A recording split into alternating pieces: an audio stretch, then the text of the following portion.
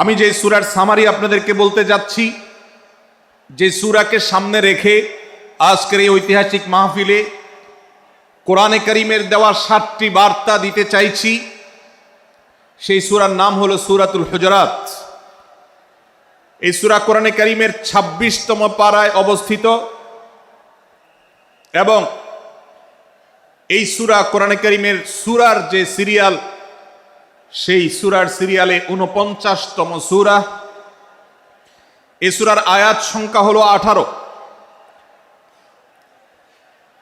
এই সূরার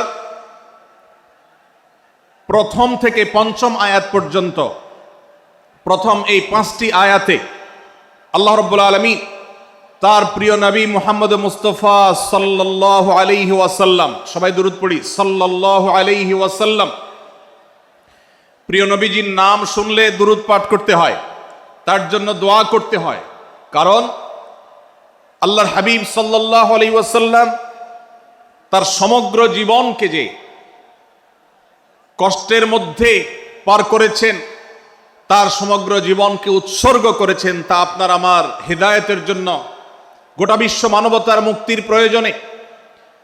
যিনি তার জীবনকে, যৌবনকে শেষ করে দিয়েছেন, তার সমগ্র জীবনে কখনো ভোগ, উপভোগ এটিকে কখনো তিনি প্রশ্রয় দেননি, প্রাধান্য দেননি।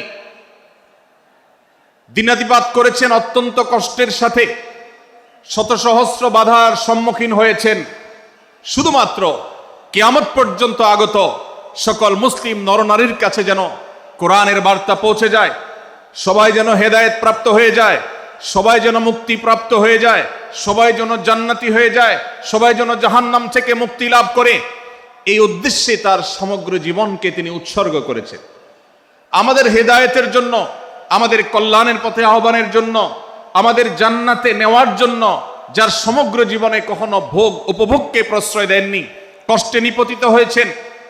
তিনি চাইলে মক্কার রাজত্ব করতে পারতেন, তিনি চাইলে মক্কার সবচেয়ে ভোগী মানুষ হতে পারতেন, কিন্তু সেটা না করে তিনি যে ত্যাগের দৃষ্টান্ত স্থাপন করেছেন, প্রিয় নবী মুহাম্মদ সাল্লাল্লাহু আলাইহি সাল্লামের সেই অবদানের স্বীকৃতি স্বরূপ আমরা তার নাম যখনই শুনব সাল্লাল্লাহু আলাইহি সাল্লাম বলে তার প্রতি আল্লাহর রহমত যেন, অনুগ্রহ যেন নাজিল হয়, সেজন্য দোয়া করব। আল্লাহ তাআলা তার হাবিবকে রহমত এমনিতেই দান করবেন, আপনি আর আমি তার জন্য রহমতের দোয়া করার মধ্য দিয়ে আমরা সৌভাগ্যবান মানুষের কাতারে শামিল হতে পারবো।